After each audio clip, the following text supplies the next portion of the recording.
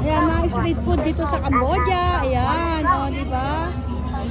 Ano ba ang titikman natin? At syempre, may balot sila.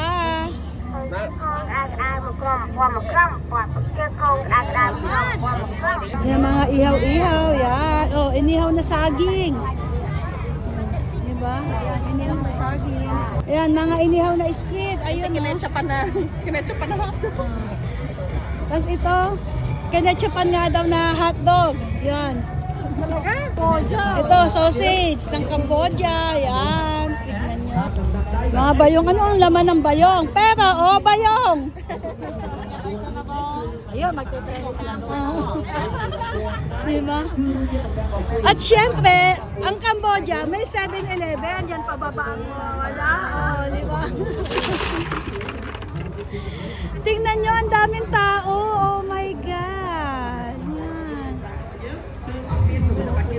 Street food ng Cambodia. At syempre, may suso. Syempre, hindi mawawala ang mga prutas. Yan. Ayan, ang mga prutas sa Cambodia. Yan. Oh, kung ano-ano man ito, hindi ko, ayan, oh. Ayan, ang mga prutas, oh.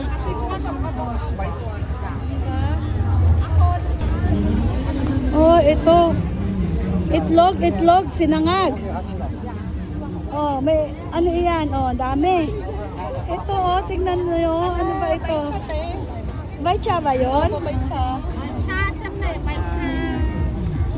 Ito, sweet corn.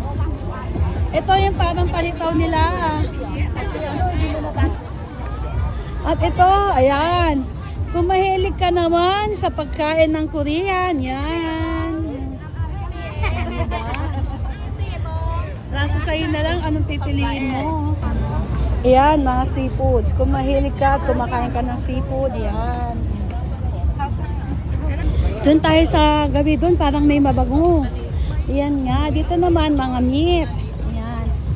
Mga ihaw-ihaw. Yan, oh. At ito nga yung ihawan nila. Mukha naman siyang masarap. At kung naaamoy nyo lang, napakabango. Yung talagang maiengganyo ka sa amoy. Amoy pa lang mo, amoy masarap na. Yan. At ito kung ano-ano, mga pickles, ganyan. Ito ano ito, ayan. May crab, may squid. Parang ang nasa Pilipinas dito sa Cambodia, ang daming kung ano-anong pagkain din. Yan, look delicious, look masarap. Iniihaw doon, oh. Diba? Ang sarap niyan. Ito is ano nga ito? Puset, yan. Pero talaga ito, oh. Simple. Ang laki.